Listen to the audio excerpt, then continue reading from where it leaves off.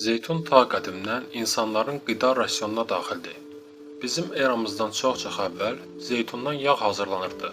Zeytun qidada istifadə olunurdu. Dahi həkim Avicenna zeytunu hər dərdin dərmanı sayırdı. Qədim Yunanlar zeytun yağını duru qızıl adlandırırdılar. Zeytun çox zəngin kimyəvi tərkibə malikdir. Onun tərkibində əvəzolunmaz omega-6 yağlı turşular, orqanik turşular, zülallar, qida lifləri, C, PP, E, A, K, B qrupu vitaminləri, beta-karotin, fosfor, dəmir, kalium, maqnezium, mis, kalsium, sink və sair minerallar var. Omega-6 yağlı turşular ürək, damar və beyin üçün olduqca xeyirlidir. Bu maddələr orqanizmdə pis xolesterinin səviyyəsini aşağı salır, damarları təmizləyir. Pis xolesterin aterosklerozun inkişafının əsas səbəbidir. Ateroskleroz isə infarkt, insult kimi ağır pozulmaların inkişafına səbəb olur.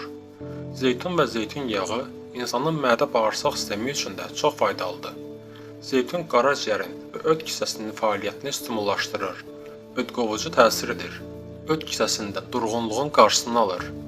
Zeytun yağı və zeytun qəbizlikdən əziyyət çəkən insanlara yaxşı kömək edə bilər.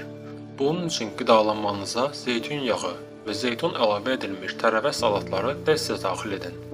Qəbizliklə mübarizədə sizə bu kimi sadə vasitə kömək edə bilər. 1 stəkan qatığa 1 çay qaşığı zeytun yağı əlavə edin. Yaxşı qarışdırın və qəbul edin. Qədimdə zeytun qaliblərin yeməyi sayılırdı. Zeytun kalorili məhsuldur. Zeytun insana əlavə enerji verir, insanı daha gümrah edir, iş qabiliyyətini artırır. Zeytun E vitamini ilə zəngindir. Bu vitamin çox güclü antioksidantdır. Antioksidantlar orqanizmdə gedən qocalma proseslərini ləngidir, hüceyrələri bərpa edir, orqanizmi xərçəng xəstəliklərindən qoruyur. Ümumilikdə belə hesab olunur ki, zeytun xərçəng profilaktikası üçün ən yaxşı vasitələrdən biridir. Belə ki, zeytunun tərkibində olan nadir xeyirli maddələr, liqnanlar qadınları süd vəzi xərçəngindən qoruyur. Digər nadir maddə, skvalen, dəri xərçənginin inkişafının qarşısını alır. Zeytun və zeytun yağı qadınlar üçün çox xeyirlidir. Qadınların cinsiyyət sisteminə müsbət təsir edir. Dərini daha sağlam və cavan edir. Saçların vəziyyətini yaxşılaşdırır. Zeytunun tərkibində olan xeyirli maddələr sümüklərin və dişlərin vəziyyətinə müsbət təsir edir. İmmun sistemini möhkəmləndirir. Zeytunun bu xeyirli xüsusiyyətindən faydalanmaq üçün təbii zeytundan və keyfiyyətli zeytun yağından istifadə etmək lazımdır. Zeytun yağı dırnaqları və saçları yumşaldır, qulluq edir, nəmləndirir və sürətli uzanmasını təmin edir.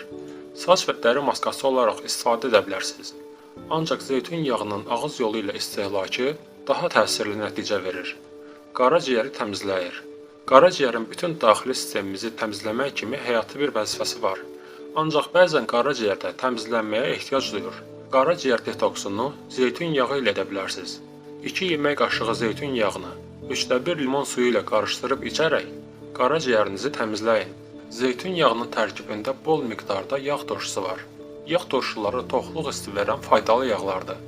Sağlıqlı şəkildə arıqlamaq istəyirsinizsə, mətbəxinizdəki yağları zeytun yağı ilə dəyişdirərək başlaya bilərsiniz.